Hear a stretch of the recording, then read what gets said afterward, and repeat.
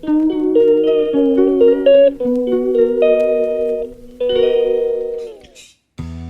বন্ধুরা, welcome back to Pratima's wonder life. আশা করব তোমরা সবাই খুব ভালো আছো, আমরাও খুব ভালো আছি।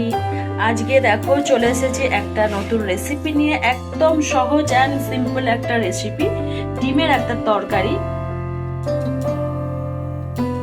তো চলো বন্ধুরা, তাহলে ভিডিওটা তোমরা দেখতে থাকো।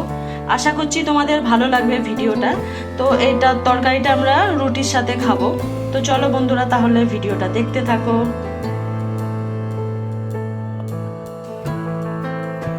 এইদিকে দেখো আমি জলটা গরম হতে বসিয়ে দিয়েছি।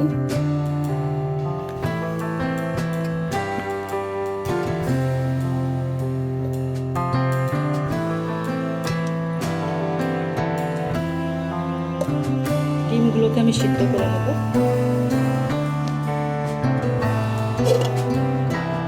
ডিমগুলো এখন সিদ্ধ হোক। আর এইদিকে দেখো আমি ডিমগুলো কেটেছি, কিন্তু ঠিক মতো আমার কাটা হয়নি। আমার সুতো দিয়ে কাটা উচিত ছিল, কুসুমগুলো একটু বেরিয়ে বেরিয়ে এসছে। তো তোমরা যদি এই রেসিপিটা করো, অবশ্যই ডিমগুলো সুতো দিয়ে কেটে নেবে। তাহলে কি হবে, এই যে কুসুমগুলো উঠে এসছে, তো কুসুমগুলো একদম সমান থাকবে। তো যাই হোক, আমি এই ডিমগুলো এবারে নুন আর হলুদ দিয়ে মাখিয়ে আমি কড়াই একটু ভেজে নেব। তো চলো বন্ধুরা, দেখতে থাকো ভিডিওটা। এদিকে দেখো ফ্রাই প্যানে আমি তেল দিয়ে দিয়েছি, এবার একে একে ডিমগুলোকে ভেজে নেব। এবার ভেজে নিই।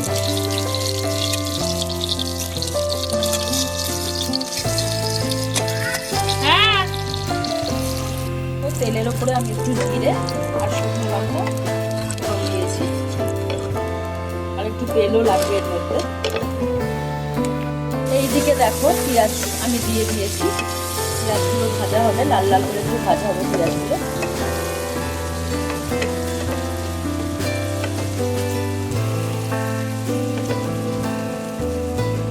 আর এখানে দেখো আদা রসুন আমার ফ্রিজে বাটাই থাকে, তো আমি একটু আদা আর একটু রসুন দিয়ে দেবো।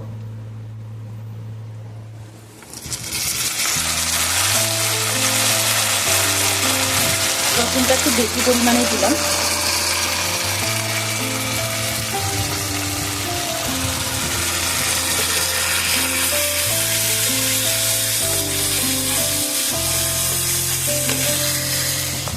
এখানে দেখো হলুদের গুঁড়ো, লঙ্কার গুঁড়ো, জিরের গুঁড়ো আর ধনের গুঁড়ো যেটা আমি নিয়ে নিয়েছিলাম সেটা দিয়ে দেবো।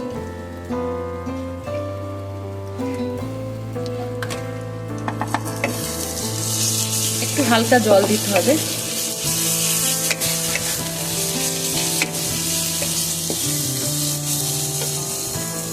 আমি হালকা একটু জল দিয়ে দেবো। দেখতেই পাচ্ছ হালকা একটু জল দিয়ে দিয়েছিলাম। জল দিয়ে আমি এটা ভালো রকম কষাবো। পেঁয়াজগুলো দেখছো এরকম মিশে গেছে।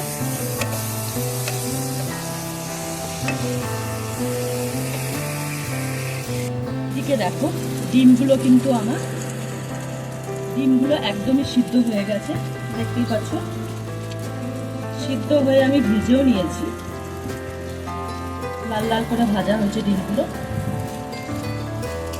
আলুগুলো দিয়ে দিলাম। আমি আলুগুলো ঠিক আলু ভাজার মতো আমি কেটে রেখেছিলাম, দেখতে পাচ্ছ। একটু অন্যরকম তরকারিটা, তো আমি আলুগুলো দিয়ে দিলাম। একটু নাড়াচাড়া করবো।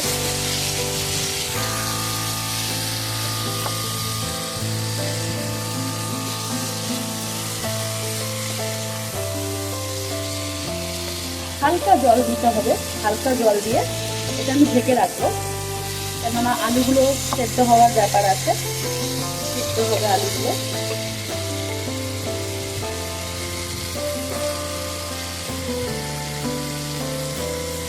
যে দেখতে পাচ্ছ আলুগুলোতে আমি জল দিয়ে দিয়েছি, দেখতেই পাচ্ছ বন্ধুরা।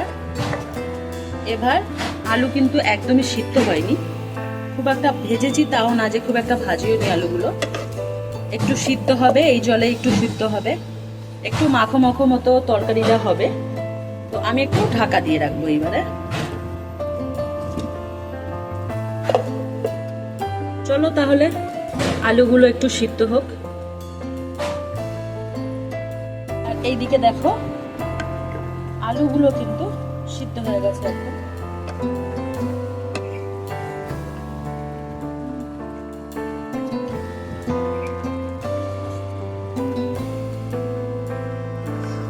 এবার দেখো ডিমগুলো দিয়ে দেবো।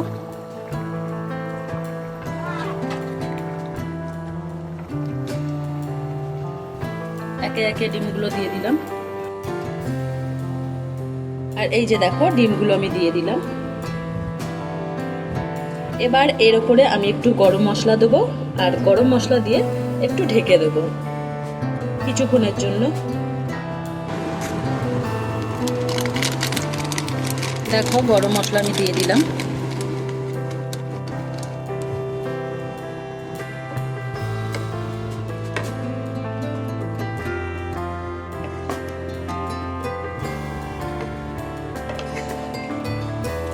এবার আমি একটু ঢেকে রাখবো।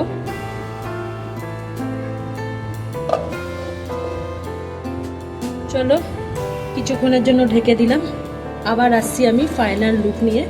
তো চলো বন্ধুরা, তো চলো। আর এই যে দেখো এইটা হচ্ছে তরকারির কালারটা কিন্তু খুব সুন্দর এসছে। আশা করছি এই রান্নাটা আমরা রুটি দিয়ে খাবো তো খুব ভালো লাগবে। তোমরাও বাড়িতে ট্রাই করতে পারো, কোনো ব্যাপারই না, একদম সহজ অ্যান্ড সিম্পল রান্না, কিন্তু একটু অন্যরকম।